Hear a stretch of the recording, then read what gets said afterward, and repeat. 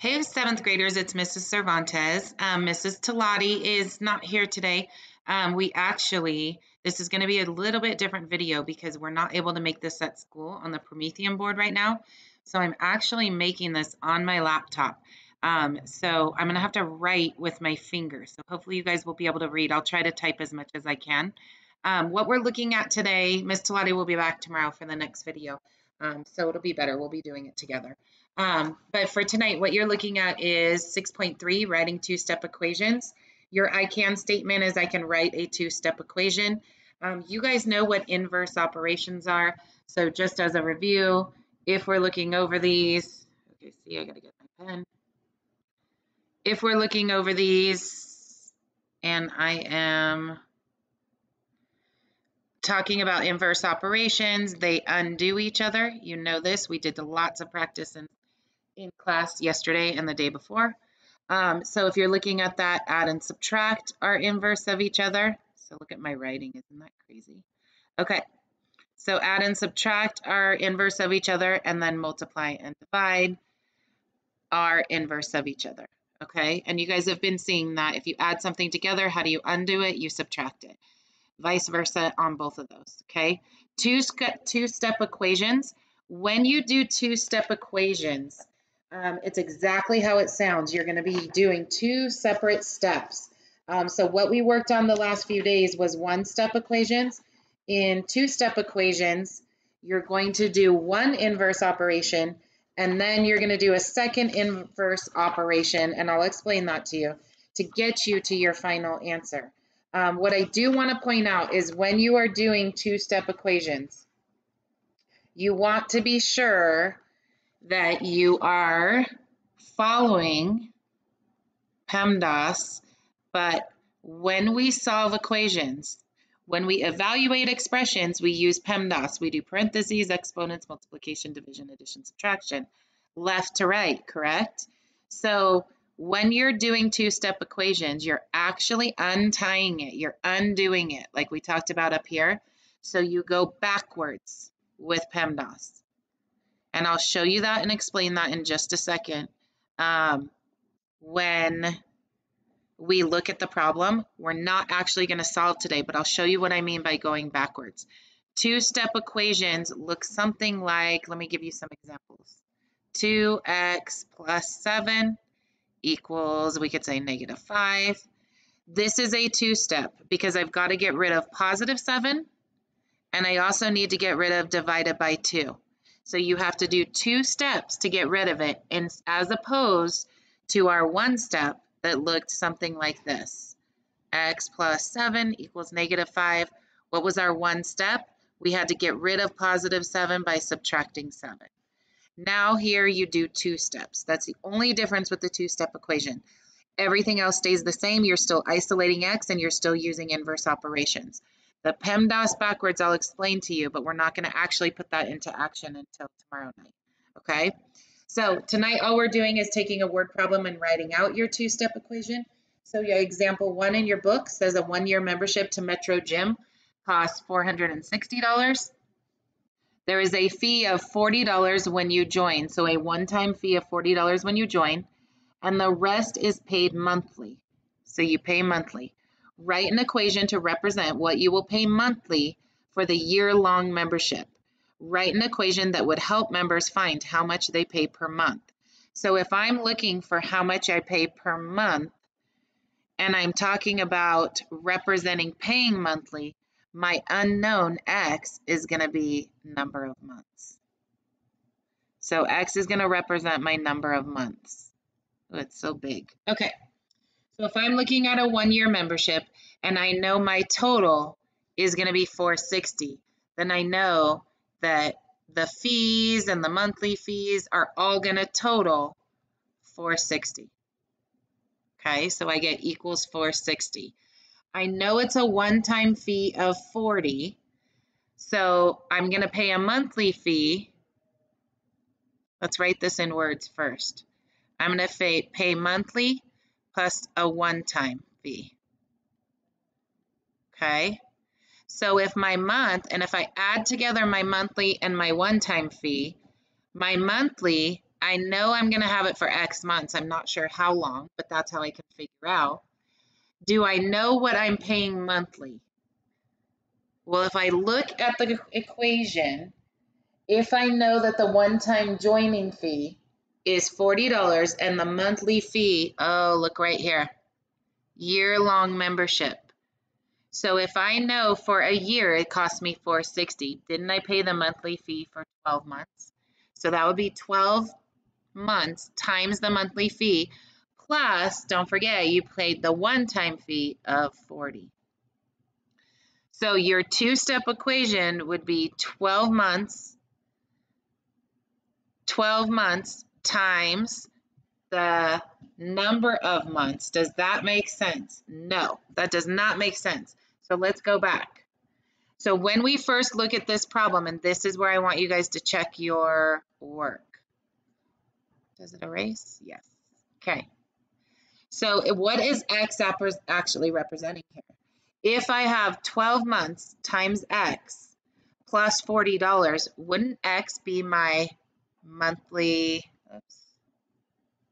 X would not be my number of months, it would be my monthly fee. I don't want to call it a fee, monthly amount. If you want to do this, you could do the dollar amount monthly, okay? So my unknown is actually going to be my monthly amount because if you read your question, it was a year-long membership, so we already knew our months was 12.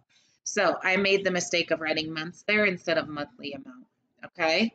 So this is 12 months times the amount plus the $40 fee gives you your total. Okay, so that's how you're setting it up. You don't always have to use X. You guys can use any variable you want there, okay? All right, now for Math 7. So Math 7 and Math 8, you guys are both on the same videos. But Math 7-8, you have one extra problem. So Math 7 and Math 7-8, right now, find the problem that says, write a corresponding real-world problem to represent 5x plus 50 equals 120, okay? So we're going to write a real-world problem that would be set up, creates an equation such as that. So I'm going to use the one right out of your book so that you guys can see and follow along if you need to in your book. So it says if a publisher ships, and you can make up any problem you want when they're like this, a package of X number of books, and each of them weighing, did I spell weighing right? Yes, weighing 5 pounds, plus a second package that weighs, can you guess, 50 pounds. The total weight of both packages is 120 pounds. So that could be a sample problem to represent the equation above. So if you look at how many books are being shipped, could be my question. Okay, so if I look up here at the 5x plus 50, so 5x, 5 pounds per box. So what does X represent? So X represents my number of books. My unknown is my number of books. So 5 pounds per book plus a 50-pound package leaves me with a total weight of both packages being 120. So it matches the equation. Your unknown again is how many books. So your X, your unknown, oops, I was really messing up. See, I don't have my pen. So X is the number of books, okay? All right, Math 7, that is it for you. So you guys are turning to your additional practice, and you can use your examples to write these out. For this problem here, 10x plus 40 equals 100. Make sure that you're writing out a real world problem. It could be any scenario that you want it to be. It doesn't have to be books and the weight of books. Okay, so Math 7, go ahead and get started on your additional practice, and I will see you tomorrow. Math 7-8 students, you guys are working on, and I just realized, there we go. You guys are working on the next question. You have an extra question. I'm not sure why this keeps moving. Let me move this back down. Hang on. Let me move this around. It's cutting off the question for you. Let's see if that works. Okay, there we go. So Math 7-8, one more question, and then you guys are doing additional practice. It says a taxi driver charges $3.25 for the first mile of a trip. So $3.25 for the first mile of the trip. They charge $1.25 for each mile after that. If he charges a customer $17 for a ride, they want us to write an equation that would help the customer find the distance traveled in the taxi. So what's our unknown is the distance traveled. So let X be the distance traveled. Sorry, it takes forever without a pen. The distance traveled. Okay, so if I'm setting this up, I know that the driver, now watch, I can set it up this way. $3.25 is what they charge me, plus they charge me $1.25 for each mile after that. So X can be distance traveled, and then let's just be specific. It's in miles. So $1.25 every mile after that.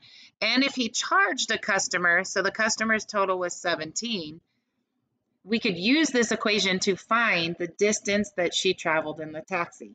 Now, some of you are going to say that this equation looks different because my X term, my variable term, is second. That's fine. You can also write it this way. So you can write $1.25 times the number of miles plus $3.25 just to get the taxi to come out to you if you want to think of it that way. And if I paid 17, I could solve this two-step equation to figure out how many miles I could go for $17.